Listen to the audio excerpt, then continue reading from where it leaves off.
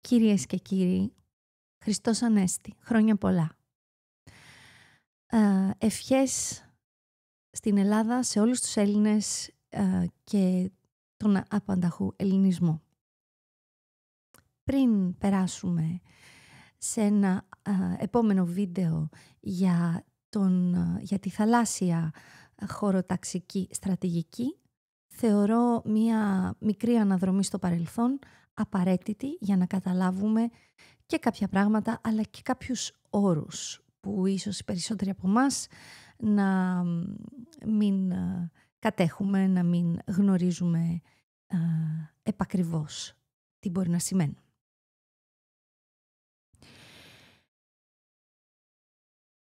Το Αιγαίο ανήκει στα ψάρια, έλεγαν χαριτολογώντας κάποιοι οικολόγοι τη δεκαετία του 1980. Το σύνθημα ήταν μια απάντηση στην κλιμακούμενη ένταση ανάμεσα σε Αθήνα και Άγκυρα, με αφορμή τα πετρέλαια του Αιγαίου και το ενδεχόμενο εκμετάλλευσής τους. Με το πρόσχημα των ερευνών, οι Τούρκοι αμφισβήτησαν τα ελληνικά χωρικά ύδατα 2 φορές μέσα σε 10 χρόνια. Για κοίτα, μόνο 2 φορές σε 10 χρόνια. Λοιπόν, πρώτα ήταν το 1976 με το ωκεανογραφικό Χώρα και άλλη μία το 1987 με την έξοδο του Σισμίκ στο Αιγαίο. Έχω πολύ έντονες μνήμες από το 1987, διότι ο πατέρας μου, όντας αξιωματικός του πολεμικού ναυτικού, ήταν σε επιφυλακή και παραλίγο να γίνει γενική επιστράτευση τότε. Εδώ είναι από την εφημερίδα Ακρόπολης, μπήκε στο Αιγαίο το Χώρα με ομικρόν. Ήταν 2 κρίσεις, η πρώτη το 1976 και η επόμενη του 1987, που έφεραν τις 2 χώρες στα πρόθυρα του πολέμου. Το πλοίο Χώρα ναυπηγήθηκε τη δεκαετία του 40 και ήταν πολεμικό σκάφος, μετασκευάστηκε σε πλοίο σεισμολογικών ερευνών. Στις 6 Αυγούστου 1976 παραβίασε για πρώτη φορά την ελληνική υφαλοκρηπίδα, πλέοντας βορειοανατολικά της Λέσβου. Στην Αθήνα σήμανε συναγερμός, με την Τουρκία να ζητά ούτε λίγο ούτε πολύ τον έλεγχο του Αιγαίου. Το γεγονός που σημάδεψε την κρίση του 1976 είναι η ιστορική δήλωση του Ανδρέα Παπανδρέου, ο οποίος τότε είχε πει αυτή τη φράση που έμεινε στην ιστορία: «Βυθίσατε το Χώρα». Το Χώρα με όμικρον, έτσι. Μια φράση που φαίνεται ότι έγινε σε συνεννόηση, είχε γίνει μάλλον σε συνεννόηση με τον Κωνσταντίνο Καραμανλή, ο οποίος ήταν πολύ σκληρός αντίπαλος πολιτικός του Ανδρέα Παπανδρέου. Παρ' όλα αυτά, από ό,τι φαίνεται, στο συγκεκριμένο θέμα συνεργάστηκαν σιωπηλά. Τώρα θα δείτε όμως μία ανταλλαγή που έγινε λίγα χρόνια αργότερα στη Βουλή, το 1980, την 23η Μαΐου του 1980, σε μία συνεδρίαση για τη συγκεκριμένη δήλωση. Τι είχε πει τότε, τι είχε υποθεί μεταξύ του τότε Υπουργού Άμυνας του Ευάγγελου Αβέροφ, του Ανδρέα Παπανδρέου και του, ο οποίος ήταν ακόμα στην αντιπολίτευση, και του Παναγιώτη Κανελόπουλου. Ευάγγελος Αβέροφ. Εφόσον λοιπόν δεν μπορούμε να έχουμε απόφαση διεθνών δικαστηρίων που να λέει αυτό είναι το ορθό, εφόσον δεν μπορούμε να έχουμε εκτελεστή απόφαση διεθνού σώματος, είμεθα πάντοτε παρόντες οποτεδήποτε αμφισβητούνται τα δικαιώματά μας στον εναέριο χώρο, είτε στα 10 είτε στα 6 μίλια. 2 σημειώσεις εδώ. Ο Αβέροφ, ο αείμνηστος Ευάγγελος Αβέροφ, αναφερόταν σε μια απόφαση διεθνούς δικαστηρίου, η οποία είχε ληφθεί, αν δεν κάνω λάθος, 1 χρόνο νωρίτερα, γιατί είχε πάει η Ελλάδα και είχε παραπονεθεί για την παραβίαση, μετά την παραβίαση αυτής της υφαλοκρηπίδας της, και είχε αποφανθεί τότε το δικαστήριο ότι εγώ δεν μπορώ να αποφασίσω για για μια χώρα πρέπει η ίδια να ορίσει τα σύνορά της και να έχει την κυριαρχία της. Ότι εγώ δεν είμαι υπεύθυνη να ορίσω, να κάνω μια διαιτησία πάνω σε αυτό. Και στην ουσία αυτό είχε εκλειφθεί ως ήττα για την Ελλάδα, αλλά το Διεθνές Δικαστήριο της Χάγης τότε είχε πει ότι δεν είναι στη δικαιοδοσία μου, στην ουσία να σου πω εσένα, ποια είναι τα σύνορά σου. Εσύ πρέπει να το πεις και να το ξέρεις. Οπότε έστειλε πίσω την Ελλάδα και γι' αυτό ο Αβέροφ τότε μίλαγε για το ότι εφόσον δεν έχουμε την ορθή απόφαση του δικαστηρίου ότι αυτό είναι το ορθό, δηλαδή μας είπε το δικαστήριο πηγαίνετε, αποφασίστε εσείς ποια είναι τα σύνορά σας, θα σας πω εγώ, δεν θα κάνω εγώ καμία διαιτησία πάνω σε αυτό. Λέει ότι λέει ο Αβέροφ, πρέπει όταν αμφισβητούνται τα δικαιώματά μας, εμείς πρέπει να τα υπερασπιστούμε. Μιλάει για 10 μίλια, η δεύτερη μου σημείωση, γιατί μπορεί να μην το γνωρίζετε, αλλά νομίζω ότι η Ελλάδα από το 1936 με προεδρικό διάταγμα έχει τα 10 μίλια, το γνωρίζετε ίσως αυτό, ότι στον εναέριο χώρο δικαιούμαστε τα 10 μίλια. Οπότε είναι λίγο και πάντοτε η Τουρκία έλεγε μα πώς μπορείς να έχεις 10 μίλια στον αέρα και κάτω να θέλεις 12, ξέρω εγώ, ή αντίθετα εμείς θα πρέπει να αναρωτιόμαστε πώς έχουμε 10 μίλια στον αέρα και προς το παρόν έχουμε 6 μίλια, έχουμε αιγελίτιδα ζώνη, 6 μίλια ανακηρύξει στο Αιγαίο και όχι 12. Τέλος πάντων είναι τα 10 μίλια, υποτίθεται ότι είναι από το 1900, αν δεν κάνω λάθος, 36 με προεδρικό διάταγμα. Συνεχίζει λοιπόν ο Αβέροφ. Είμαι θα παρόντες κατά τρόπο μαχητικό. Δεν μπορούμε να κάνουμε τίποτα παραπάνω.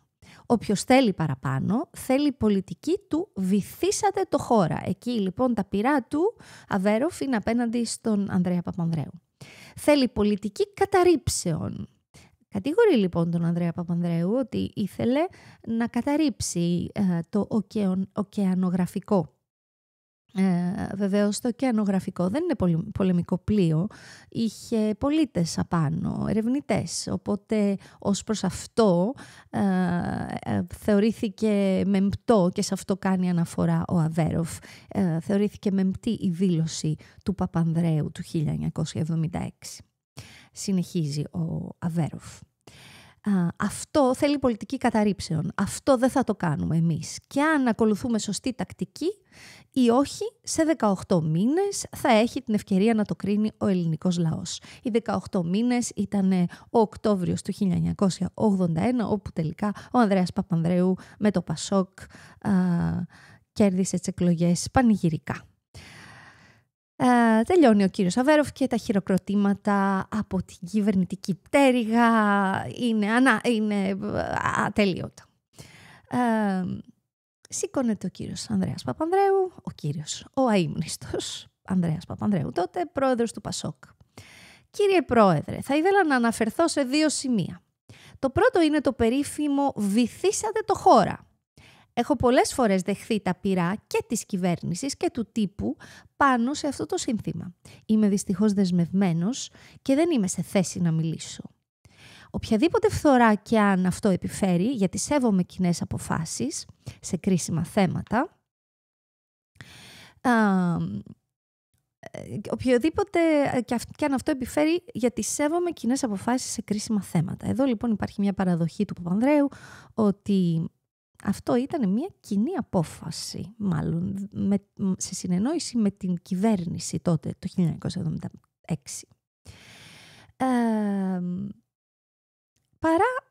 Παραπέρα, δεν είμαι σε θέση να πω, αλλά είμαι υποχρεωμένος, αν δεν σταματήσει αυτή η ιστορία, κάποτε να παραβιάσω το λόγο μου και να μιλήσω. Παρατεταμένα τότε χειροκροτήματα εκ της πτέρυγος του Πασόκ. Το δεύτερο σημείο είναι ότι ο Υπουργός Εθνικής Άμυνας αποσιώπησε μια σημαντική συμφωνία μεταξύ Ελλάδας και Τουρκίας το 1976, λέει ο κύριος, ο τότε, ο αείμνηστος Παπανδρέου. σύμφωνα με την οποία ακολουθείται η εξής διαδικασία όσον αφορά ασκήσεις των Τούρκων στο Αιγαίο. Πρώτα ειδοποιείται η Ελλάδα για τις ασκήσεις, τις οποίες προτίθεται να εκτελέσει στο διεθνή χώρο του Αιγαίου, κοντά στα δικά μας εναέρια όρια. Ακόλουθα δε η Ελλάδα κάνει τις παρατηρήσεις της. Δεν ξέρω αν συνειδητοποιείτε ότι αυτή τη στιγμή έχουμε μία αντιστροφή με τα λεγόμενα του κυρίου Ροζάκη. Πρώτα ειδοποιούμε τη γείτονα, μάλλον παίρνουμε την άδεια, έτσι, σύμφωνα με αυτά που μας είπε πολύ πρόσφατα ο κύριος Ροζάκης. Τότε ο Παπανδρέου έλεγε ότι πρώτα ειδοποιείται η Ελλάδα και ακόλουθα η Ελλάδα κάνει τις παρατηρήσεις της, αν δέχεται ή δεν δέχεται. Συνεχίζει ο αείμνηστος Παπανδρέου, τονίζει π.χ. ότι αυτό αποτελεί παραβίαση αεροδιαδρόμου ή ότι αποτελεί παραβίαση του εναέριου χώρου μας. Στη συνέχεια, αυτό είναι το απίστευτο της συμφωνίας. Η Τουρκία μπορεί να μην προσαρμοστεί στις δικές μας τοποθετήσεις και μπορεί να προχωρήσει και να εκτελέσει ως εσχεδιάστη, σε εισαγωγικά, as planned δηλαδή, και το λέει και στα αγγλικά ο Παπανδρέου. Αυτή είναι η φράση της συμφωνίας της άσκησής της. Οπότε η Τουρκία έχει, σύμφωνα με τη συμφωνία που είχε γίνει τότε το 1976 μεταξύ Ελλάδος και Τουρκίας, η Τουρκία είχε την δυνατότητα είτε να ακολουθήσει τις παρατηρήσεις της Ελλάδας, είτε να μην τις παρακολουθήσει, να μην τις ακολουθήσει και να παραβιάσει, να συνεχίσει τις ασκήσεις της.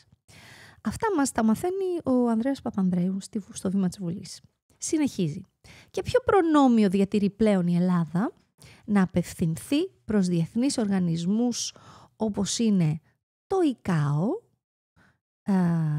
ή όπως είναι, αν είμαστε στη συμμαχία, το ΝΑΤΟ. Και αυτό ακριβώς, κύριε Υπουργέ, κάνατε, διαμαρτυρηθήκατε, μάλιστα διαμαρτυρήθηκε πρώτη η Τουρκία, διότι είχατε την αποφασιστικότητα να παρακολουθήσετε. Παρακαλώ τον κύριο Υπουργό να μου πει αν αυτή η συμφωνία, αυτό το κείμενο, το οποίο αυτή την ώρα κάπως θυμάμαι, όχι όμως λεπτομεριακά, υπάρχει και αν έχω δίκιο όταν κάνω αυτές τις παρατηρήσεις. Το ΙΚΑΟ νομίζω ότι ήταν τότε αυτό το... Μισό λεπτό να μην σας πω κάτι ανακριβές. Εκείνη την περίοδο, επειδή γινόταν όλη αυτή η...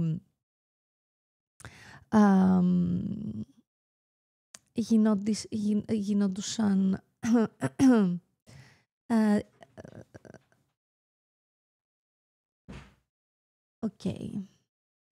Μάλλον είναι η διεθνής πολιτική αεροπορία. Το ICAO, το λέει ΙΚΑΟ εδώ. Έχουμε στη συνέχεια πάλι τον Αβέροφ. Κύριε Πρόεδρε, δεν ενθυμούμε και εγώ αυτή τη συμφωνία. Θα πάω σε λίγο στο Υπουργείο, θα τη δω και το απόγευμα θα είμαι σε θέση να σας πω. Λοιπόν, μιλάμε τώρα για τη συμφωνία αυτή, έτσι, που είχε γίνει μεταξύ Ελλάδας και Τουρκίας μετά το 1976, μετά το ωκεανογραφικό που παραβίασε την ελληνική υφαλοκρηπίδα. Όσο για το πρώτο που είπατε, συνεχίζει ο Αβέρος, πρώτη φορά το λέτε, όταν ένας αρχηγός ή οποιοδήποτε μέλος του Κοινοβουλίου επικαλείται λόγους εθνικού συμφέροντος για να μην μπορεί να εξηγήσει κάτι η κυβέρνηση και οποιοδήποτε άλλος, έχει υποχρέωση να σέβεται αυτή τη δήλωση. Δηλαδή, ο Αβέροφ λέει στον Παπανδρέου, μη τυχόν και αποκαλύψεις τι είχε συμφωνηθεί μεταξύ του Καραμανλή και εσού το 1976 και έκανες αυτή την ανακοίνωση, βυθίσατε το χώρα με όμικρον. Συνεχίζει ο Αβέροφ. Ελπίζω να τη σέβεστε κι εσείς όταν η κυβέρνηση σας λέγει ότι δεν μπορεί να μιλήσει για ορισμένα πράγματα, γιατί αυτό μπορεί να βλάψει τα εθνικά μας συμφέροντα. Και θα τελειώσουμε με τον Παναγιώτη, με την παρέμβαση του Παναγιώτη Κανελόπουλου. Μάλλον είναι η πρώτη τελευταία παρέμβαση. Κύριε Πρόεδρε, Παναγιώτης Κανελόπουλος. Κύριε Πρόεδρε, δεν πρόκειται να αγορεύσω, δεν παραβιάζεται τίποτα. Θα ήθελα να βεβαιώσω τη Βουλή ότι πράγματι ο κύριος Πρόεδρος του ΠΑΣΟΚ, ο Κανελόπουλος λοιπόν αναφέρεται στον Παπανδρέου, ο κύριος Πρόεδρος του ΠΑΣΟΚ προέβη στη διατύπωση των λέξεων εκείνων για ορισμένο εθνικό σκοπό. Με διαβεβαίωσε ο ίδιος τον Αύγουστο του 1976. Όταν είχαμε συναντηθεί και τον ερώτησα πώς έφτασε στο σημείο να διατυπώσει μια τέτοια φράση «Βυθίσατε το χώρα». Μου είπε γιατί το έκανε και βεβαιώθηκα ότι το έκανε για λόγους εθνικούς. Ο Κανελόπουλος λοιπόν, ενώ ήταν στην κυβερνούσα παράταξη, στην τότε Νέα Δημοκρατία του Καραμαλή, συνέχισε να λέει ότι υποστηρίζει τον Ανδρέα Παπανδρέου στη συγκεκριμένη. Λέει ότι όντως το έπραξε γιατί υπήρχε εθνικό συμφέρον. Άρα ούτε λίγο ούτε πολύ υπήρχε συνεννόηση. Κλείνουμε λοιπόν με την παρέμβαση του Ανδρέα Παπανδρέου. Θέλω να ευχαριστήσω τον πρόεδρο, κύριο Κανελόπουλο, γιατί επιβεβαίωσε ακριβώς αυτό το οποίο είπα. Από την πλευρά του, ωστόσο, ο Πέτρος Μολυβιάτης, στενός συνεργάτης του Κωνσταντίνου Καραμαλή και πρώην Υπουργός Εξωτερικών, είχε... εδώ τελειώνει η παρέμβαση του Παπανδρέου. Θέλει να ευχαρίστησε τον κύριο τον Κανελόπουλο. Από την πλευρά του, τώρα εδώ συνεχίζει το άρθρο, από την πλευρά του ωστόσο ο Πέτρος Μολυβιάτης, στενός συνεργάτης του Κωνσταντίνου Καραμαλή και πρώην υπέξ, είχε δηλώσει το 2002 στη Βουλή. Πέτρος Μολυβιάτης 2002. Μίλησα με τον Ανδρέα Παπανδρέου και του είπα «Κύριε Πρόεδρε, το χώρα μπήκε στην ελληνική υφαλοκρηπίδα, κάνει έρευνες και επομένως μπαίνουμε σε κρίση με την Τουρκία». Ο Μακαρίτης ο Παπανδρέου μου απάντησε «Ο πρόεδρος νομίζει ότι πρέπει να εγκαταλείψω την περιοδεία μου και να επιστρέψω». Του είπα, νομίζω τότε ήταν ο Παπανδρέου στην Θράκη, αν δεν κάνω λάθος. Του είπα, κύριε πρόεδρε, αυτό είναι δικό σας θέμα. Όταν αποφασίσετε να επιστρέψετε, θα σας ενημερώσει πλήρως ο πρωθυπουργός. Δείτε επίπεδο πολιτικής τότε. Άλλο πολιτικό σύστημα. Μία εθνική ενότητα μπορεί να την πει κανείς, αν και όλοι αυτοί ήταν στα μαχαίρια, έτσι. Όμως υπήρχε μία γραμμή κοινή. Και συνεχίζει ο Μολυβιάτης. Αυτή ήταν η μόνη επαφή που εγένετο μεταξύ Πρωθυπουργού Διεμού και του Ανδρέα Παπανδρέου για το επεισόδιο. Ο Ανδρέας Παπανδρέου γύρισε από τη Θράκη μετά από 2 μέρες και ενημερώθηκε από τον Πρωθυπουργό. Το σύνθημα «Βυθίσατε το χώρα» το είπε ενώ βρισκόταν στη Θράκη χωρίς καμία προσυνεννόηση, χωρίς καμία επαφή με τον Πρωθυπουργό. Ενώ ακολούθησαν δηλώσεις του τότε εκπροσώπου του Πασόκ, Ανδρέα Ακριβάκη, ο οποίος επανέλαβε τον διάλογο Αβέροφ, Παπανδρέου και Κανελόπουλου. Επίσημα λοιπόν ο Μολυβιάτης είπε ότι ο Παπανδρέου έκανε του κεφαλιού του. Υπάρχουν όμως και οι εκδοχές οι οποίες λένε το αντίθετο. Πάμε να δούμε ένα απόσπασμα. Όλα αυτά είναι αποσπάσματα από τη μηχανή του χρόνου. Εδώ θα δούμε και ένα βίντεο από το συγκεκριμένο. Το ελληνικό πολεμικό ναυτικό προχωρεί σε κατάσταση επιφυλακής. Εγώ τότε ήμουν κυβερνήτης μιας πυραυλακάτου και πλέψαμε στο Βόρειο Αιγαίο, όπου το χώρα έκανε σεισμογραφικές επιχειρήσεις.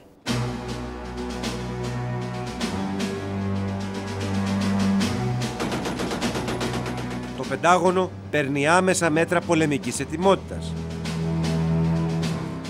Ανακαλούνται οι άδειες των αξιωματικών. Σκάφη του στόλου πλέουν προς βορρά. Μετασταθμεύουν πολεμικά αεροθούμενα. Ενώ ο στρατηγός Ντάβος βρίσκεται στον Εύρο για επιθεώρηση. Ο Κωνσταντίνος Καραμαλής δηλώνει «Απειλείται η ειρήνη». Ο Ντεμιρέλ απαντά «Αν εμποδιστεί η έρευνα του χώρα, αυτό ισοδυναμεί με πειρατεία και θα υπάρξει αποφασιστική απάντηση της Τουρκίας». Στην Αθήνα γίνονται αλλεπάλληλες οι σκέψεις του Κισέα και των αρχηγών των κομμάτων. Το βράδυ της Παρασκευής της 6ης Αυγούστου, το χώρα παραβιάζει για πρώτη φορά ελληνική υφαλοκρηπίδα, βόρεια-ανατολικά της Λέσβου.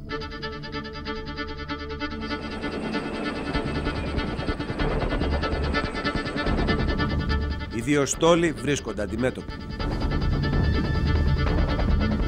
Ήμουνα 100% έτοιμος στο πλοίο για να ξεκινήσω να ρίχνω. Συνεπώς, εγώ ήξερα ότι υπάρχει αποφασιστικότητα. Εκατομμύρια πολίτες και από τις δύο πλευρές του Αιγαίου κρατούν την ανάσα τους.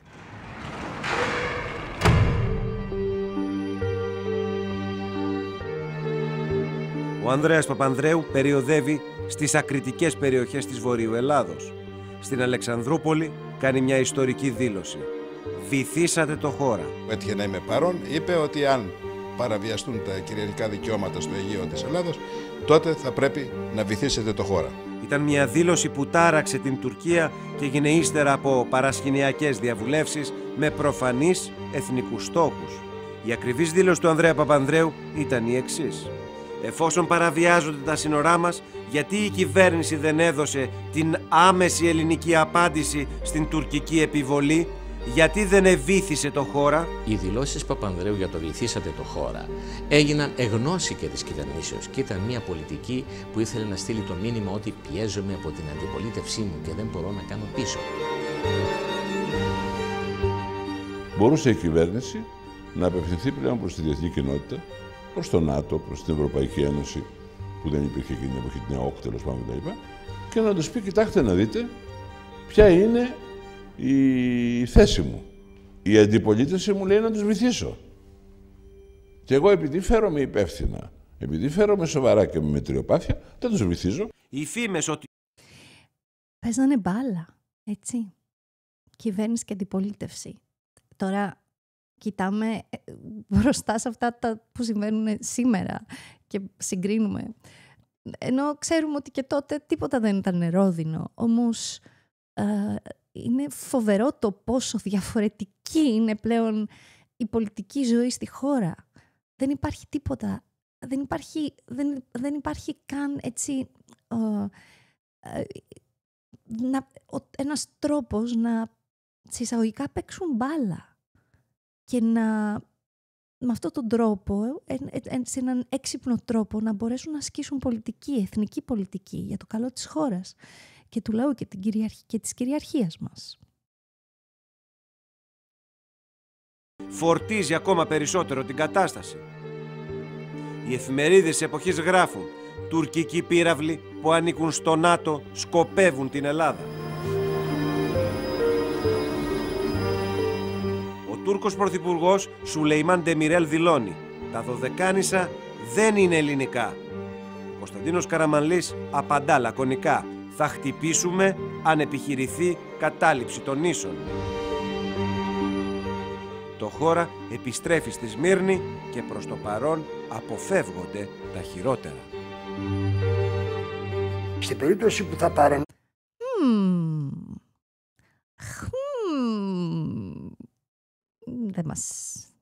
Δεν μας νοιάζει η ιστορία, δεν παίρνουμε κανένα μάθημα από αυτήν. Για όλα αυτά, προσέξτε, στο όνομα πραγματικά της ειρήνης. Όλα αυτά είναι αν θέλουμε να έχουμε ειρήνη. Γιατί πρέπει να υπάρχει μια ισορροπία. Δεν μπορείς να είσαι πάντοτε ο τελευταίος κρίκος. Υπάρχει ισορροπία, πρέπει να υπάρχει ισορροπία δυνάμεων για να μπορεί να υπάρχει ειρήνη. Έτσι. Τα τουρκικά αντιρροπηλικά, τότε θα ευάλωτο. Ο ναύαρχος και νομίζω αρχηγός στόλου Βασιλακόπουλος, όσο και αν το πιστεύετε, εγώ μεγάλωσα με αυτούς τους ανθρώπους. Τον θυμάμαι να πηγαίνει πάνω κάτω στην Αγία Μαρίνα του Ναυτικού, που ήταν το θέρετρο το καλοκαιρινό και είναι κατάμαυρο, πίσα, κατράμι μαύρος από τον ήλιο. Και νομίζω ότι και για ένα διάστημα έπαιζα τότε και με την κόρη του.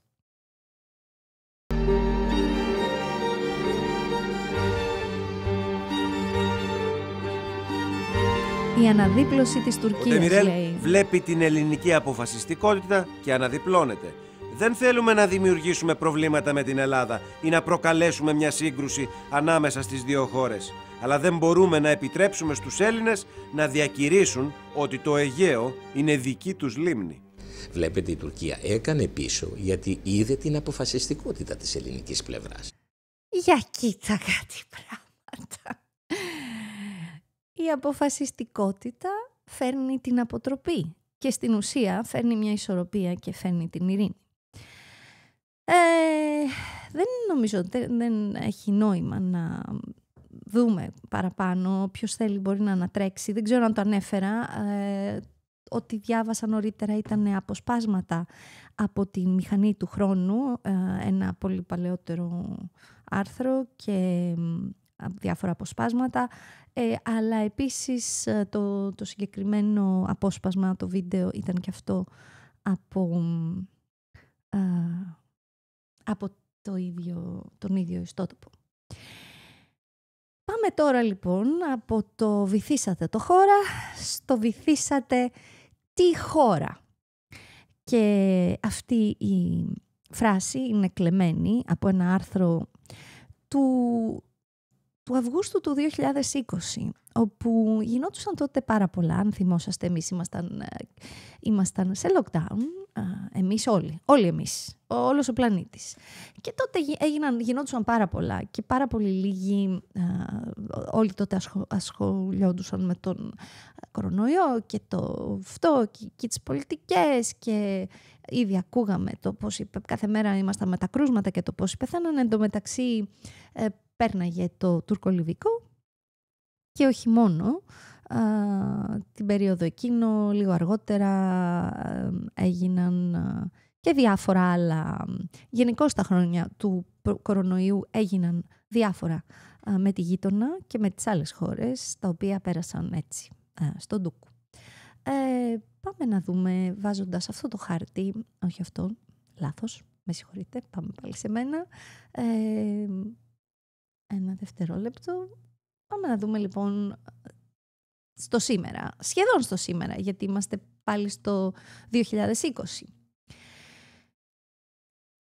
Στο διάγγελμά του, στις 12 Αυγούστου του 2020, ο Πρωθυπουργός κύριος Κωνσταντίνος Μητσοτάκης, είμαστε τώρα 5 χρόνια μετά, έχουμε τον ίδιο Πρωθυπουργό, είπε μεταξύ άλλων: «Προσβλέπουμε να επικρατήσει επιτέλους η λογική στη γειτονική μας χώρα, ώστε να μπορέσει να ξεκινήσει ένας καλόπιστος διάλογος, βασισμένος στο διεθνές δίκαιο και στον αμοιβαίο σεβασμό για τη μία διαφορά που αποτελεί το αντικείμενο συζήτησης και ενδεχόμενης προσφυγής σε διεθνές δικαιοδοτικό όργανο, την οριοθέτηση θαλασσίων ζωνών στο Αιγαίο και στην Ανατολική Μεσόγειο». Ο κύριος Μητσοτάκης, αντί να ασκήσει κυριαρχικά δικαιώματα και δικαιώματα που του δίνουν το δίκαιο, η συνθήκη για το δίκαιο της θάλασσας, η γνωστή UNCLOS του 1982, μιλάει αμέσως για προσφυγή σε δικαστήριο, σε διεθνές δικαστήριο, και μιλάει γενικώς για η οριοθέτηση θαλασσίων ζωνών. Ενώ στην ουσία, πρώτα απ' όλα, πρέπει να ξεκινήσει, κατά την ταπεινή μου άποψη, από την μονομερή, την μονομερή ανακήρυξη της Αιγελίτιδας ζώνης, έτσι, η οποία δικαιούμαστε, θα ακούσετε παραπέρα στο συγκεκριμένο άρθρο, να είναι τα 12 μίλια. Συνεχίζει το άρθρο. Επειδή η κυβερνητική προπαγάνδα έχει κάνει τα πάντα τα τελευταία χρόνια, εδώ μπορείτε να βλέπετε και λίγο τι συμβαίνει. Επειδή η κυβερνητική προπαγάνδα έχει κάνει τα πάντα τα τελευταία χρόνια ώστε να θολώσει τα νερά και να συσκοτήσει την κοινή γνώμη σχετικά με τα περιεχόμενα των όρων του διεθνούς δικαίου, όπως χωρικά ύδατα, υφαλοκρηπίδα, ΑΟΣ, θα πρέπει καταρχάς να κάνουμε κάποιες βασικές επισημάνσεις. Λοιπόν, πάμε λίγο να δούμε αυτοί οι όροι και πώς ορίζονται βάσει του διεθνούς δικαίου. Πρώτο σημείο. Η θέσπιση και οριοθέτηση των θαλασσίων ζωνών αποτελεί πράξη κυριαρχίας ενός παράκτιου κράτους και όχι αντικείμενο διαλόγου, όπως ακούσατε πριν που είχε πει ο κ. Μητσοτάκης τον Αύγουστο του 2020. Δεν είναι λοιπόν αντικείμενο διαλόγου ή διαπραγμάτευσης με τα γειτονικά του κράτη. Και αυτό γιατί δεν μπορεί η κυριαρχία ενός κράτους να υπόκειται στην έγκριση ή τη συμφωνία τρίτων. Δεύτερο σημείο. Αυτό μας το είχε πει, όπως σας είπα και νωρίτερα, μέχρι και το Διεθνές Δικαστήριο. Πηγαίνετε και δείτε ποια είναι, εσείς ξέρετε ποια είναι τα σύνορά σας. Δικά σας είναι τα σύνορα. Θα σας πω εγώ, δεν κάνω διαιτησία περί αυτού. Μας είχε πει το Διεθνές Δικαστήριο στα τέλη της δεκαετίας του 70. Λοιπόν, πάμε. Δεύτερο σημείο. Τα κυριαρχικά δικαιώματα στις θαλάσσιες ζώνες θεμελιώνονται στην κυριαρχία στο έδαφος. Δηλαδή, προηγείται το έδαφος για να έχει την κυριαρχία και στη θάλασσα. Το έδαφος ενός κράτους είναι ενιαίο και δεν τεμαχίζεται. Οπότε, οι όροι όπως μερική οριοθέτηση, γιατί δεν ξέρω αν έχετε ακούσει, εκείνη την εποχή γινόταν μερική οριοθέτηση με την Αίγυπτο, μεταξύ Ελλάδος και Αιγύπτου, έτσι. Λέει λοιπόν, εδώ, ο αρθρογράφος, ότι το έδαφος ενός κράτους είναι ενιαίο και δεν τεμαχίζεται. Η μερική, σε εισαγωγικά, οριοθέτηση, με βάση το διεθνές δίκαιο, παραβιάζει το αδιέρετο της εδαφικής ακεραιότητας και κυριαρχίας του κράτους. Τρίτο σημείο. Συνέπεια των παραπάνω είναι ότι η αμφισβήτηση της επίρρειας των νησιών μας, δηλαδή των δικαιωμάτων τους σε υφαλοκρηπίδα και ΑΟΣ, θα εξηγήσω τι είναι το ένα και τι είναι το άλλο σε ένα δευτερόλεπτο, αποτελεί ευθεία αμφισβήτηση της κυριαρχίας της Ελλάδος στο έδαφος αυτών των νησιών. Αυτό πράττει η Τουρκία. Δεν είναι απλώς προκλητική, διεκδικεί έδαφος. Έτσι. Βάσει του διεθνούς λοιπόν δικαίου,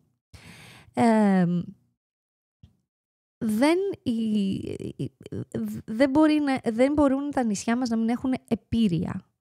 Δηλαδή να μην έχουν τις θαλάσσιες ζώνες και να μην έχουν δικαιώματα σε υφαλοκρηπίδα και ΑΟΣ. Αυτό το αμφισβητεί η Τουρκία και ο αρθρογράφος λέει ότι αυτό δεν είναι απλώς θέμα πρόκλησης. Μιλάμε για έδαφος, έτσι. Όπως είπα και νωρίτερα, τα νησιά προηγούνται της θάλασσας, έτσι. Και πρώτα είναι λοιπόν η κυριαρχία στο έδαφος και είναι ενιαία όλα αυτά. Οπότε αν κάποιος σου λέει όχι δεν μπορείς να πας μέχρι εκεί αυτό γιατί είμαι εγώ, σημαίνει ότι σου αμφισβητεί την ίδια σου την κυριαρχία του κράτους. Λοιπόν, είμαστε στο τέταρτο σημείο. Με βάση τη Διεθνή Σύμβαση για το Δίκαιο της Θάλασσας του 1982, τη λεγόμενη UNCLOS και είτε τη Σύμβαση του Montego Bay, όπως όλα αυτά είναι το ίδιο πράγμα, όλα τα νησιά, νησίδες και βράχοι έχουν χωρικά ύδατα μέχρι τα 12 ναυτικά μίλια.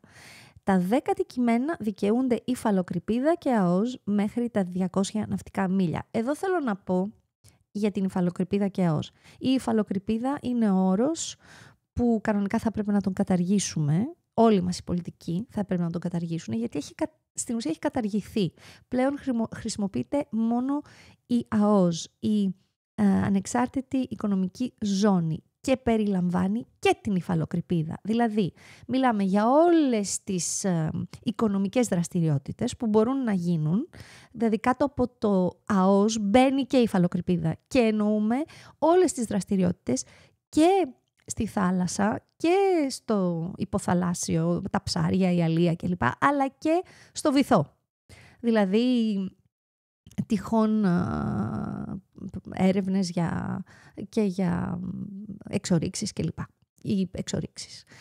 Αυτό περιλαμβάνει πλέον ο όρος ΑΟΣ στον διεθνή ιδιωματισμό. Και η υφαλοκρηπίδα πρέπει να καταργηθεί. Θα έπρεπε να έχει καταργηθεί, να έχει φύγει από τα στόματα όλων των πολιτικών μας.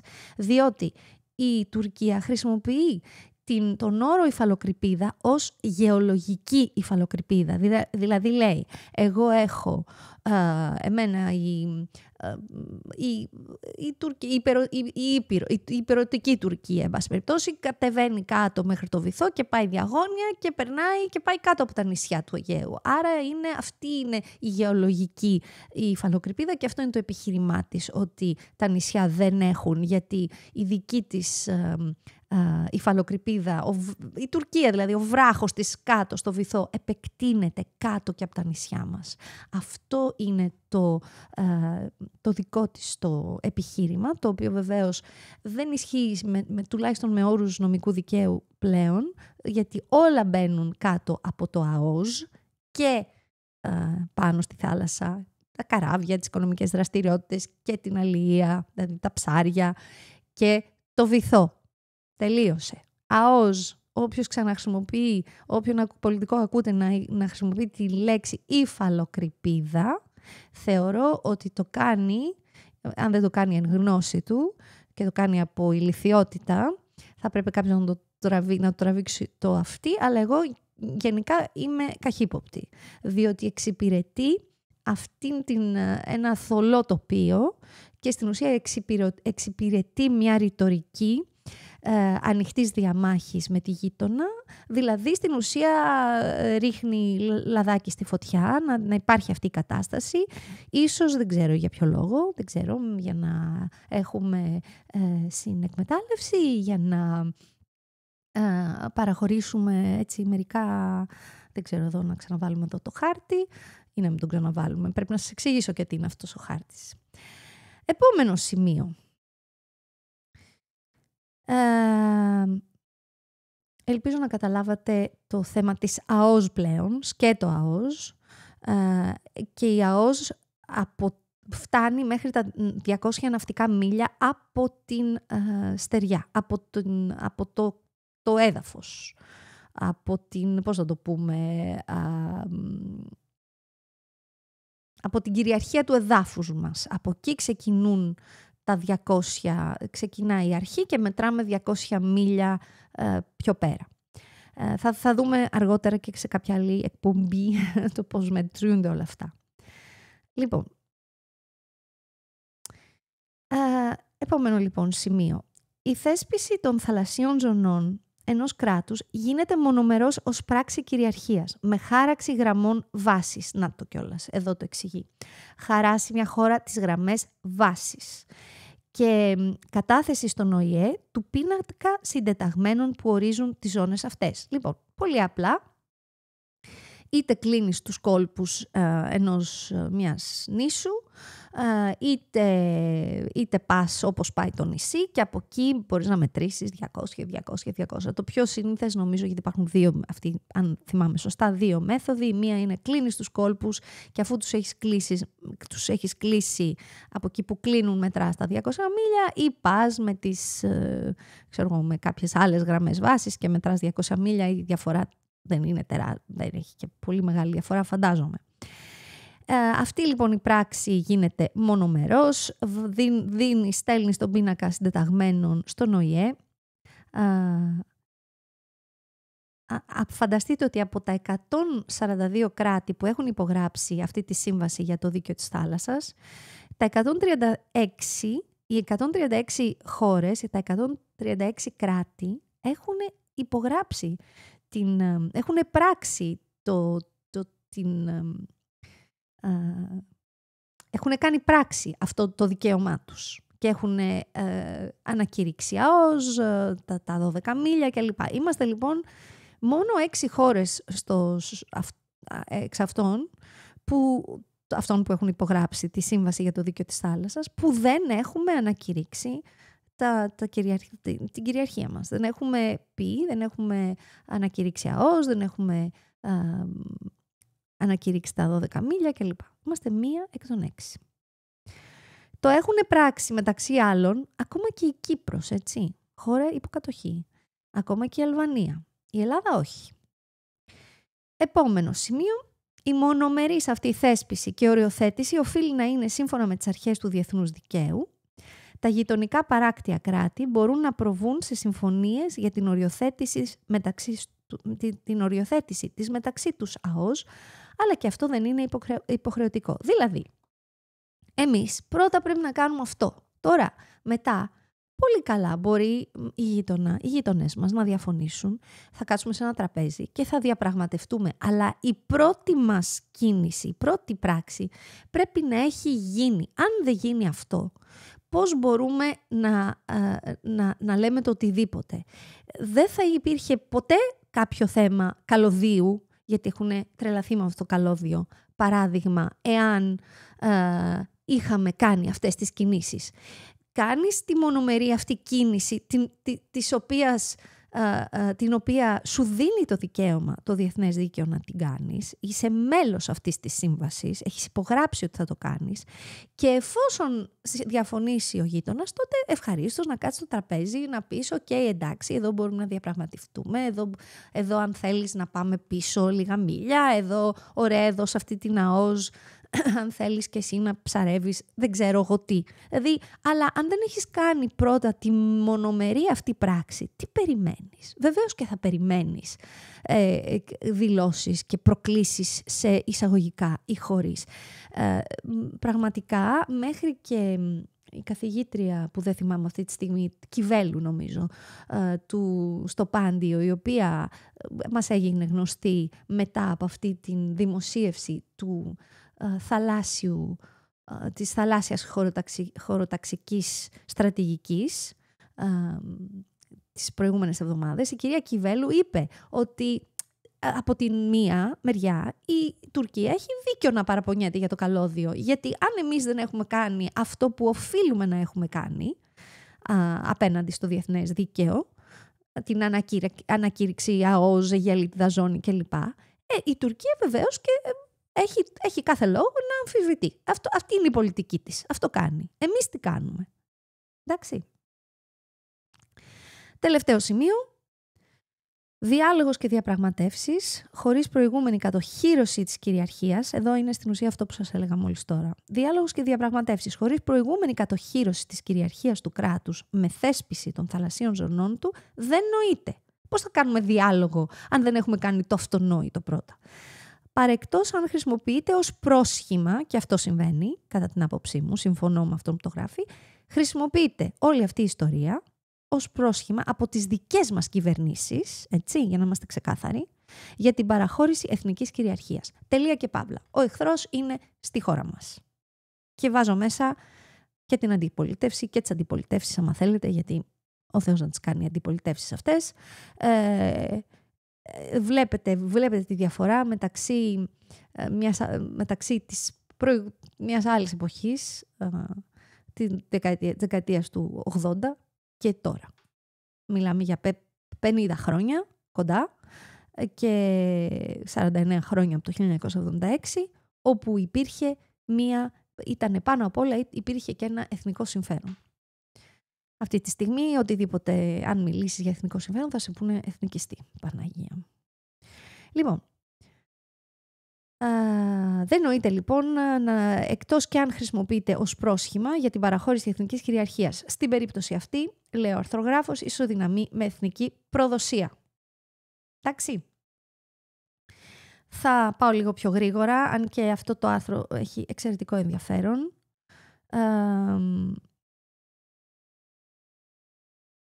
Ας διαβάσουμε λίγο. Οι ελληνικές κυβερνήσεις εδώ και δεκαετίες αποφεύγουν την οριοθέτηση των χωρικών μας υδάτων στα 12 ναυτικά μίλια, υποχωρώντας στις απειλές της γείτονας που έχει θέσει κάζους μπέλι, δηλαδή αιτία πολέμου. Η Τουρκία απειλεί λοιπόν με πόλεμο αν ασκήσουμε το ένομο δικαίωμά μας, τα ένομα δικαιώματά μας ως κυρίαρχο κράτος, και εμείς υποκύπτουμε. Εντάξει, γιατί υποκύπτουμε? Μάλλον γιατί έχουμε κάποιον άλλο σκοπό παραχώρησης. Και βεβαίως η παραχώρηση είναι για ιδίων συμφέρον, έτσι. Κάποιοι πλουτίζουν από αυτό. Κάποιοι βάζουν οι ίδιοι και οι οικογένειές τους λεφτά στην τσέπη από αυτό.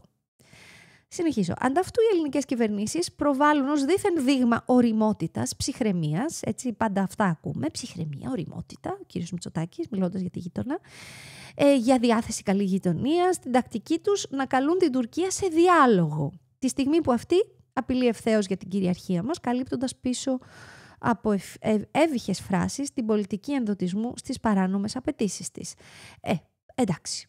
Και εγώ αν ήμουν Τουρκία και ο άλλος είναι, έτσι ένας μαλακός πίτουρας, πώς να το πω αλλιώς, και εγώ θα είχα κι άλλες διεκδικήσεις. Εδώ που τα λέμε, γιατί? Το συμφέρον του κοιτάζει ο καθένας. Από τη μεριά της η Τουρκία φροντίζει να κατοχυρώσει για τον εαυτό της αυτό που αφήνει ακάλυπτο η Ελλάδα. με πολύ ξεκάθαρες κινήσεις όπως είναι το Σύμφωνο Τουρκίας-Λιβύης. Πέραν από τις σκληρές δηλώσεις για εσωτερική κατανάλωση και τις επιστολές του κυρίου Δένδια στον ΟΗΕ, ναι, διαμαρτυρηθήκαμε στον ΟΗΕ για το τουρκολιβικό. Και η ελληνική κυβέρνηση δεν έκανε τίποτα για να καταδικάσει στους διεθνείς οργανισμούς το παράνομο τουρκολιβικό σύμφωνο εντός της προθεσμίας που της έδινε το διεθνές δίκαιο. Παραπροσπαθεί να μας πείσει ότι προασπίζει τα ελληνικά συμφέροντα, οριοθετώντας μερική ΑΟΣ, έτσι, μερική οριοθέτηση, αυτό που είπαμε και νωρίτερα, που δεν νοείται. Ορίσαμε λοιπόν ως Ελλάδα μερική ΑΟΣ με την Αίγυπτο. Στην πραγματικότητα, με την εν λόγω συμφωνία της Ελλάδας και της Αιγύπτου, μιλάμε για έναν τεμαχισμό της αδιέρετης κυριαρχίας της Ελλάδας. Στην ουσία το ενιαίο και αδιέρετο που είναι μια χώρα, και εμείς είμαστε μια χώρα που μπαίνουμε μέσα στη θάλασσα, αλλά αυτό είναι τα σύνορα, η θάλασσα δεν είναι νερό και ανοίξει τα ψάρια. Αυτό το έχουμε απεμπολίσει.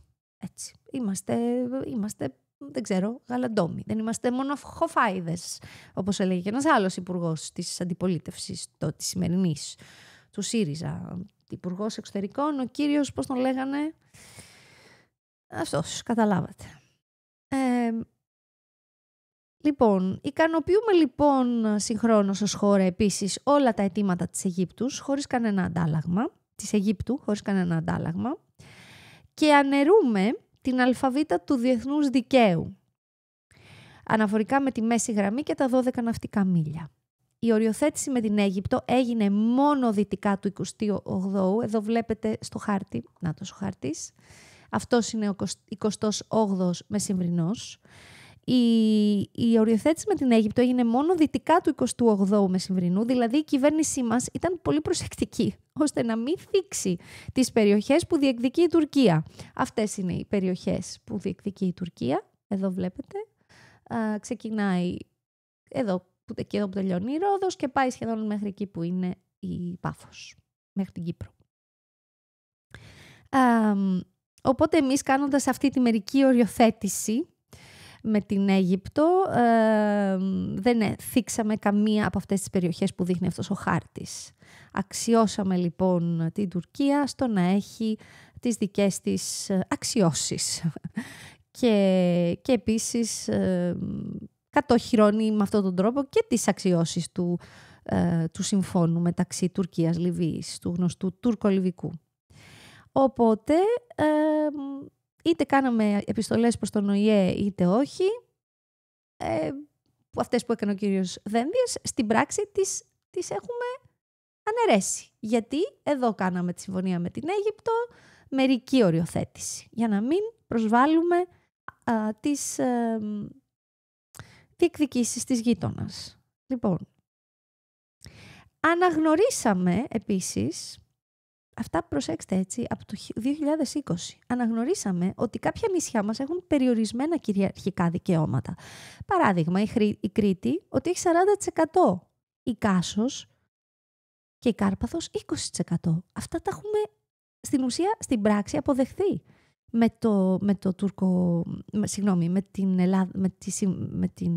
το σύμφωνο Ελλάδας και Αιγύπτου. Και άλλα δεν τα έχουμε υπολογίσει καθόλου, έτσι. Απλά έχουμε μειώσει στην πράξη μέχρι και δικαιώματα κυριαρχικά στην Κρήτη, 40%, και στην Κάσο και στην Κάρπαθο. Αυτό το άρθρο έχει γραφτεί το 2020 και όλα αυτά εμείς τα έχουμε δει στην πράξη, έτσι. Τι έγινε το προηγούμενο καλοκαίρι.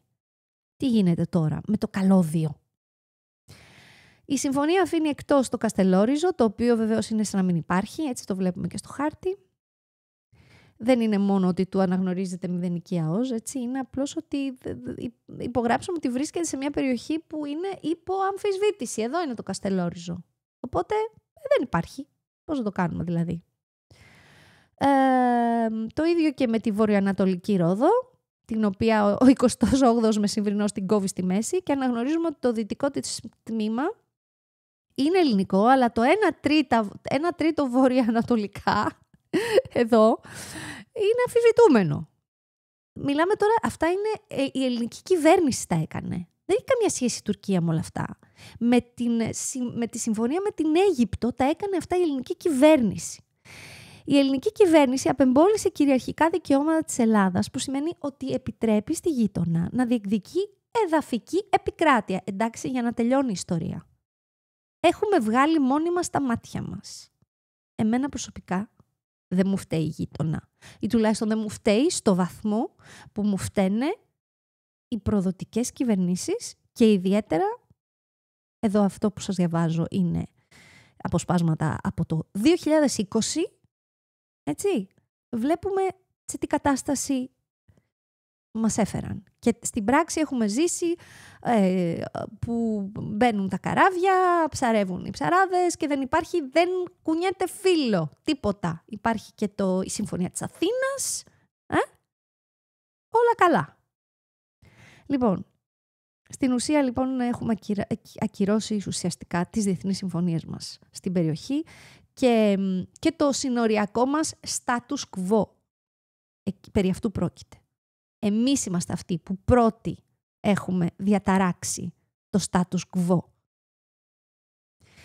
Επίσης με την ελόγω συμφωνία αυτή την Ελλάδας και Αιγύπτου, από τότε, θα το έχετε ακούσει και από διάφορους αναλυτές, άλλοι αναφέρονται στο 2019, αλλά στην ουσία το 2020 είναι που στην πράξη ακυρώνεται το κοινό αμυντικό δόγμα Ελλάδας-Κύπρου. Αυτό μας τελείωσε. Κάνοντας όλες αυτές τις κινήσεις, τελείωσε. Η Κύπρος απομονώνεται στρατιωτικά και αυτό το βλέπουμε τώρα που τη βάζουν και την έχουν ήδη βάλει και έχει μπει μάλλον και η ίδια, όχι δεν φταίει ο λαός, μάλλον δια του Προέδρου της, να υποβαθμιστεί αντί για χώρα κράτος μέλος του ΟΗΕ και της Ευρωπαϊκής Ένωσης σε μια ελληνική κοινότητα. Εντάξει. Έχει απομονωθεί γεωπολιτικά, στρατηγικά, στρατιωτικά, διπλωματικά, εννοείται, εφόσον κάνει τέτοιες κινήσεις και βγάζει και αυτή μόνη της τα μάτια της, αφήνεται έρμεο τελείως στις ορέξεις, θα έλεγα όχι μόνο της Άγκυρας, αλλά και διαφόρων άλλων εκεί στην περιοχή, εκεί, του Διέρη και Βασίλευε.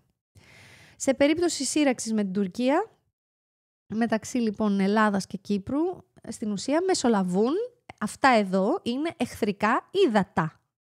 Αφού εμείς έχουμε εδώ, έχουμε κάνει τη μερική οριοθέτηση με την Αίγυπτο. Λοιπόν, και οι δικοί μας πολιτικοί προσπαθούν στις δηλώσεις τους να μας πούν ότι θολώνουν τα νερά. Τα περισσότερα πρέπει να σας πω ότι τα μαθαίνουμε από τους γείτονες. Γιατί αυτοί μιλούν ξεκάθαρα. Και είναι έτοιμοι από τότε και το έχουν κάνει και παραλαμβάνουν ότι τους έχει παραχωρήσει η ελληνική κυβέρνηση. Και μάλλον και όλοι μέσα εκεί. Και η αντιπολίτευση και όλοι μέσα εκεί που ευθύνονται και δεν κουνιέται φύλλο, δεν ακούμε τίποτα. Δεν ακούμε ούτε ένα διάλογο. Το 2020 ο Υπουργός Εξωτερικών ήταν ο κ. Τσαβούσογλου και είχε αναφερθεί τότε στην Συμφωνία Ελλάδας και Αιγύπτου και είχε πει ότι όπως φαίνεται έχουν γίνει υποχωρήσεις από τα κυριαρχικά δικαιώματα των νησιών και της Κρήτης και αυτό ουσιαστικά ενισχύει τις θέσεις μας. Και πολύ καλά είχε πει ο κύριος Τσαβούσογλου. Αυτό είχε γίνει. Γιατί είχαμε μειώσει την επίρρεια της Κρήτης στο 40% και την Κάσο και την Κάρπαθο στο 20%. Εντάξει. Και το 1/3 της Ρόδου είναι μέσα σε αμφισβητήσεις κλπ. Άρα είχαμε ενισχύσει και πολύ σωστά είχε πει ο κύριος Τσαβούσογλου ότι συμφωνείτε μαζί μας. Αυτό είχε πει. Είχε πει αυτή η συμφωνία μας συμφέρει διότι κανένας δεν μπορεί να μας πει πως προκαλούμε ένταση. Πολύ σωστά. Κανένας δεν μπορεί να μας πει να μην πάμε στις περιοχές αυτές. Κανένας δεν μπορεί να πει οτιδήποτε στις έρευνες και γεωτρήσεις που θα κάνει η Τουρκία στην Ανατολική Μεσόγειο. Κολλήσατε λίγο το πάζλ με αυτά που γίνονται και με αυτά που ακούμε και από τον κύριο Ροζάκη και από άλλους και για το καλώδιο, και πιέζει το Ισραήλ. Πιέζει το Ισραήλ. Το Ισραήλ πιέζει. Και εμείς. Όποιος τρώει κουτόχαρτο μπορεί να συνεχίσει να το τρώει. Η συμφωνία της Ελλάδας με την Ιταλία, επίσης άλλη και αυτή, θα το είδατε και στη θαλάσσια χωροταξική στρατηγική ή στο θαλάσσιο χωροταξικό σχεδιασμό. Ναι, μάλλον αυτό είναι το δεύτερο. Εκεί έχουμε 12 μίλια και εκεί έχουμε ΑΟΖ. Εκεί δεν το ονομάζουμε υφαλοκρηπίδα. Εντάξει, πάλι καλά. Εκεί χρησιμοποιούμε τον όρο που πλέον χρησιμοποιείται διεθνώς.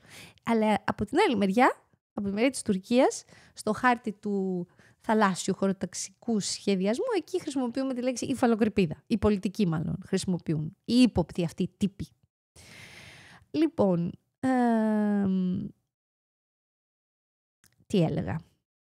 Είχαμε το Roots Race εκείνα τα χρόνια που κινείτο εκεί σε ελληνικά χωρικά ύδατα και αυτό βεβαίως ήταν στην πράξη αυτά που είπε ο κ. Τσαβούσογλου, ότι στην ουσία εμείς έχουμε κάθε δικαίωμα διότι δεν μπορούν να μας πούνε πως τα νησιά τους έχουν υφαλοκρηπίδα, γιατί συγχρόνως η Ελλάδα τότε είχε κάνει τη συμφωνία με την Ιταλία, εκεί ήταν πάλι ενισχύουν τις θέσεις της Τουρκίας, γιατί και εκεί παραχωρήσαμε διάφορα στους Ιταλούς, έτσι. Δεν ξέρω, κάτι τρελά πράγματα μπορούν να ψαρεύουν εκεί που δεν θα μπορούσαν να ψαρεύουν. Οπότε σου λέει η Τουρκία, ναι, και αυτό επιβεβαιώνει και αυτό τη θέση μας. Και με το την Ελληνοϊταλική συμφωνία. Γιατί παραχωρήσαμε και τι δεν παραχωρήσαμε στους Ιταλούς. Και επίσης, λέει ο Τσαβούσογλου, και η Συμφωνία Ελλάδας και Αιγύπτου επιβεβαιώνει τις θέσεις μας, γιατί εκεί κάναμε τη μερική οριοθέτηση. Είχαμε λοιπόν τότε το Roots Race, δεν είχαμε χαράξει γραμμές βάσης, είμαστε τώρα 5 χρόνια μετά, ούτε τώρα έχουμε χαράξει γραμμές βάσης, κάνουμε αυτό τον χάρτη χωροταξικού σχεδιασμού και θα αφιερώσω την αυριανή εκπομπή πάνω σε αυτό, να ακούσουμε τις διάφορες γνώμες όλων.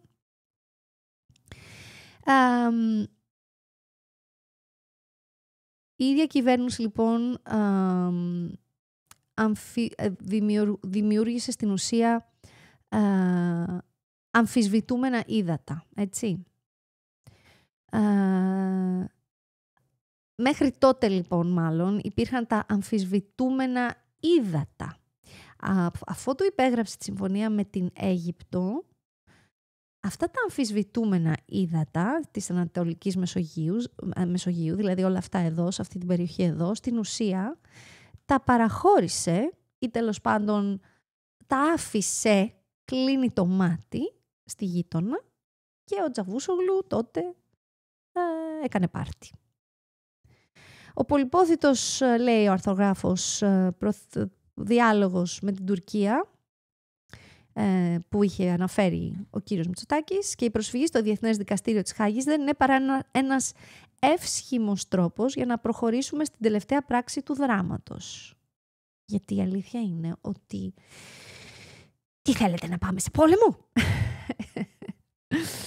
Λοιπόν, ποια είναι η τελευταία πράξη του δράματος? Να παραχωρηθούν φανερά και επίσημα στη γείτονα όλα όσα μάλλον έχουν κρυφά συμφωνηθεί. Εντάξει, φίλοι, ακροατές. Τι να πρωτομαζέψεις από αυτή τη χώρα, δηλαδή, δεν ξέρω. Παρουσιάζοντας λοιπόν στον ελληνικό λαό ως κάποια στιγμή θα έρθουν μπροστά μας και θα πούνε, παιδιά, αυτό ήταν αναπόφευκτο, δεν μπορούμε, θα πάμε σε πόλεμο. Είναι ένας τρόπος να αποφύγουμε τον πόλεμο και βεβαίως θα μπορούμε να έχουμε και ένα ψευδεπίγραφο διεθνές δίκαιο και υποχρεώσεις, γιατί έχουμε υπογράψει από τότε και τη Συμφωνία των Αθηνών και όλα αυτά. Θα παρασυρθεί ο ελληνικός λαός και θα συνενέσει σε ακροτηριασμό, εθνικό διαμελισμό και όλα τα καλά εάν συνεχιστεί αυτή η κατάσταση. Μιλάμε για αυτοκτονία, έτσι. Πριν κάνουμε την οποιαδήποτε διαπραγμάτευση ή διάλογο, εγώ σας είπα, εγώ τους γείτονές μου τους αγαπώ πραγματικά, γιατί τους ξέρω, τους γνωρίζω, τους έχω ζήσει. Και μην ακούω, αυτοί φανατίζονται γιατί τα είδαμε και με εμάς. Είμαστε κι εμείς.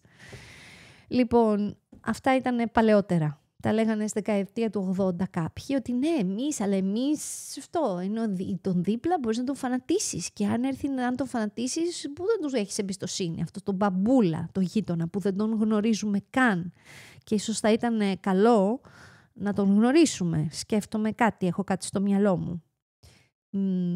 Κάτι στο μυαλό μου που το δουλεύω χρόνια. Μάλλον χρόνο, εδώ και καιρό. Λοιπόν, δεν θα έπρεπε να καθόμαστε ούτε για διαπραγματεύσεις ούτε για διάλογο αν δεν κάνουμε πρώτα μόνοι μας τα αυτονόητα. Τώρα δεν θα σας τα πω εγώ, τα ακούτε από όλους τους αναλυτές. Ακόμα και από αυτούς που συνέχεια μιλάνε για το καλώδιο. Αυτά είχα να πω. Με ενδιέφερε μια παρέμβαση σε σχέση με όλα αυτά που υπόθησαν, γιατί τα συζητούσα με ένα φίλο και λέει εντάξει όλα αυτά είναι πολύ ωραία, επεξηγηματικά και αναλυτικά, αλλά από ό,τι φαίνεται δεν μιλάμε για... Μιλάμε πολύ συχνά για δίθεν συμπαράταξη με την Ιταλία ή με Αίγυπτο κλπ. Αλλά πόσες και ποιες προδοσίες έχουμε κάνουμε ή θα κάνουμε με χώρες όπως τη Γαλλία, όπως το Ισραήλ και με άλλους προστάτες και νταβατζίδες της γειτονιάς μας. Αλλά εντάξει, τέλος πάντων, μιλάμε τώρα για χώρες οι οποίες ακούγονται πολύ. Και ίσως το θεωρώ ότι είναι και πάρα πολύ εύστοχο αυτό το σχόλιο. Λοιπόν, ένα τελευταίο εδώ για να πάμε λίγο στο χάρτη. Οπότε εδώ έχετε από τον 28ο Μεσημβρινό έως και το λίγο πριν τον κόλπο της Αλεξανδρέτας στη Συρία. Η Τουρκία προβάλλει ως μοναδικός δικαιούχος τυχών κοιτασμάτων όλη αυτή η περιοχή. Αυτή είναι η ναυτική στρατηγική του Μποστάνογλου και εκπονήθηκε ακριβώς προκειμένου να αποτελέσει οδικό χάρτη για την παγιοποίηση των τουρκικών διεκδικήσεων από τον 20ο Μεσημβρινό που είναι εδώ, στα νότια της Ρόδου έως και τον 32ο που είναι ανοιχτά της Πάφου. Εντάξει, αυτά. Και επειδή αύριο θα μιλήσουμε για τον θαλάσσιο χωροταξικό σχεδιασμό και θα αναφερθούμε και στο Καστελόριζο και στο σύμπλαγμα Καστελορίζου και κυρίως στη Στρογγύλη, θα δείτε τι παίζεται και εκεί. Και εκεί θα αναφερθώ στις παρεμβάσεις, θα παρουσιάσω τις παρεμβάσεις των πιο σημαντικών, αυτές που εγώ θεωρώ τις πιο σημαντικές. Οι γνώμες δίστανται για το τι εστί αυτός ο σχεδιασμός. Αν ταυτίζεται με την ΑΟΣ, αν είναι ή δεν είναι σχεδιασμός και στρατηγική, αν είναι ένα σκέτο, πώς το είπανε, τώρα δεν μου έρχεται η λέξη, σαν ένα σκίτσο, ας πούμε, ένα σκαρίφημα. Ακούω συνέχεια τη λέξη σκαρίφημα. Περίφημα. Λοιπόν, πρώτη φορά έκανα μαγνητοσκοπημένη εκπομπή. Απήχα όλο αυτό το διάστημα κυρίως λόγω μιας συλλογικής ασθενείας της οικογένειας και κόλλησα ένα στον άλλον. Εν πάση περιπτώσει, είμαστε όλοι καλά, επιστρέφουμε και σύντομα ζωντανά. Ελπίζω να έχετε ένα καλό βράδυ, καλή νύχτα και καλή τύχη ή καλημέρα όλη μέρα. Γεια σας.